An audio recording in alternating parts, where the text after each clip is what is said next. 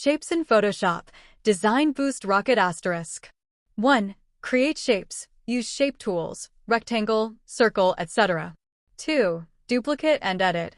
Alt-drag, Option-drag on Mac, and customize. 3. Group and organize. Ctrl+G, CMD+G on Mac to group. 4. Save for later. Save custom shapes for future projects. 5. Experiment.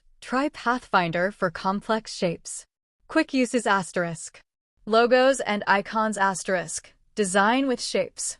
UI design asterisk. Buttons, toggles, etc. Graphics asterisk. Illustrations or patterns. Need help with a specific project or shape? Smile.